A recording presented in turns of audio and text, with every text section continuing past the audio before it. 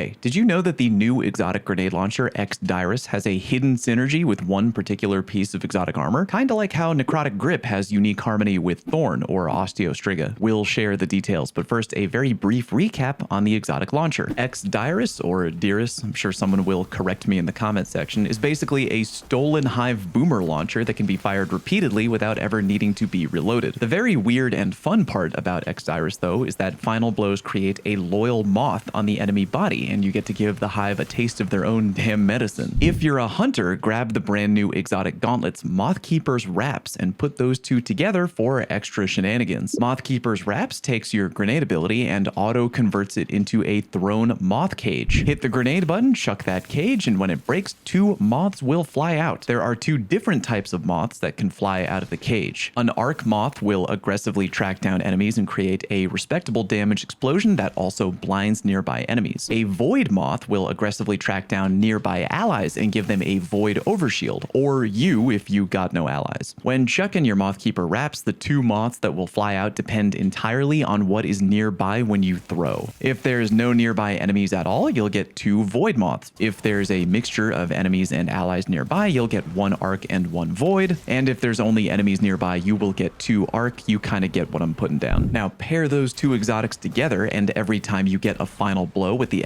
Diris grenade launcher, instead of 1 moth now, you'll spawn 2. And not only that, like your gauntlets, they can either be an arc or a void moth now and behave the exact same way. All of that without ever needing to actually throw or use your grenade ability, which of course you can still do whenever you want for even more moth mayhem. Now normally when using Diris, it kind of encourages you to play an arc subclass due to the fact that the exotic catalyst, when unlocked, allows the launcher's enrage ability to activate faster when you're amplified, and makes it so that final blows with the launcher make you amplified. And while Arc is definitely the go-to pick for Diris, when combined with MOTHKEEPER, you can also go Void Hunter as well, as the Void Moths benefit from certain Void fragments like Echo of Persistence, which gives your overshields a longer duration. That fragment takes the Void Moth overshield from 10 to 15 seconds, and playing this combo on a Void class means you can both get overshields and go invis, which sounds kind of fun on paper. If you want, you can also go Strand Hunter and equip the Widow's Silk aspect, as doing that together with a grapple grenade will now give you 3 moth cage charges instead of the default of 2. I had originally assumed that when rocking the MOTHKEEPER exotic armor that an extra way to optimize the build was to go into your build and pick the grenade type with the shortest cooldown. My train of thought being, take the shorter cooldown and you'll get your moth cages back quicker. But after doing some private lobby testing, none of that seems to matter. Doesn't matter what type of grenade you pick, regardless of the cooldown, the moth cage cooldown timers seem to be identical across the board, so do whatever you want. No reason to stretch today's video any further. Enjoy the exotic combo. Check the pinned comment down below for more videos I've put out this season if there's any you might have missed. Thank you very much for watching. Don't forget to subscribe, and I'll see you on stream.